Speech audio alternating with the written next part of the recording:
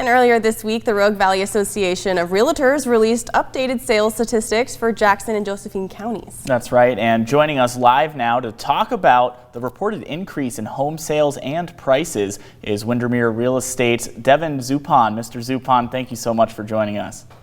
Yes, thank you for having me. Of course. Now, the first question we have, the Rogue Valley Association of Realtors recently released some new statistics that showed an increase in existing home sales. So, first question, what does that exactly mean for growth in our region? We still have a lot of people that really want to move to Southern Oregon, and that is a very promising sign. I think we will continue to see a growth in home sales.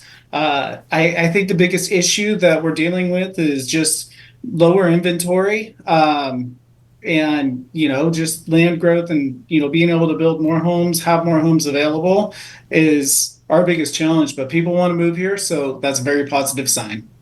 And in the report, both Jackson and Josephine counties saw the median home sales prices increase. Do you expect to see that trend continue?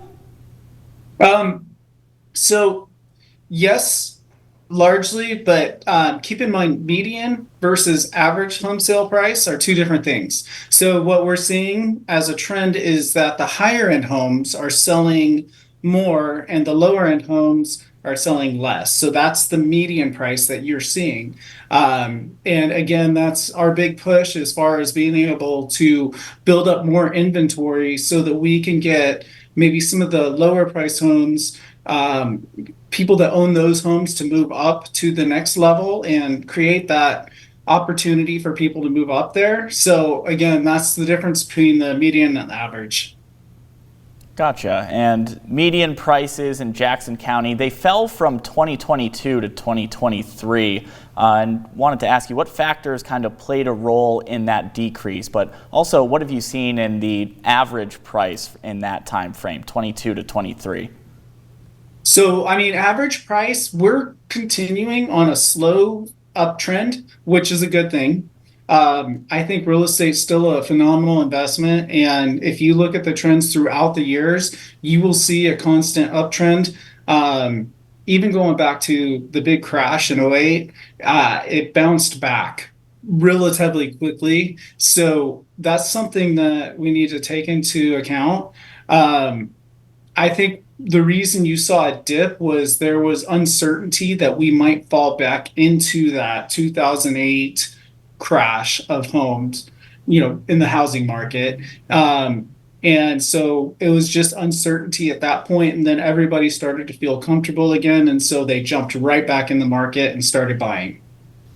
Alrighty, and from last year to now, the numbers show median prices in Jackson County saw more than 6% increase. From your perspective, why do you think that is? Well, just going straight back to that, it's we just had several agents come in and say, "Oh my gosh, we're back to 2 offers on my house or on my listing, 3 offers on my listing." I think people are starting to get more comfortable knowing that even with a little bit of a higher interest rate, this is the new reality. We're not going to see 2 and 3% interest rates anymore. Hopefully the interest rates drop back down into the 5s. That's what we're hoping for, and that will, help people. But people are just jumping back into the reality. And keep in mind, if you go back years before, when interest rates were up at 15%, 4, 5, 6% interest rates aren't bad. So it's just a matter of going from what was a few years of super low interest rates to what is now, I would consider, a normal interest rate. And the last question we have for you is just what advice do you have for prospective home buyers amid this ongoing housing crisis in Oregon? Yeah, so the biggest thing with that is, look, if you're looking to buy and you need to do it for family purposes, you need to do it for, whatever personal reasons.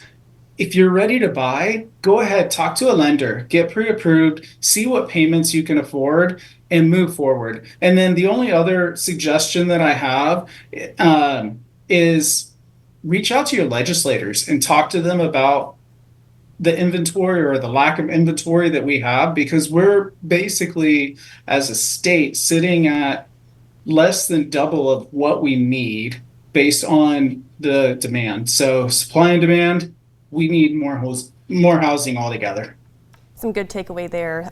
Thank you, Devin Zupan with Windermere Real Estate. We again appreciate you for joining us, and I hope you have a good rest of your day. Thank you. Appreciate you guys. Bye.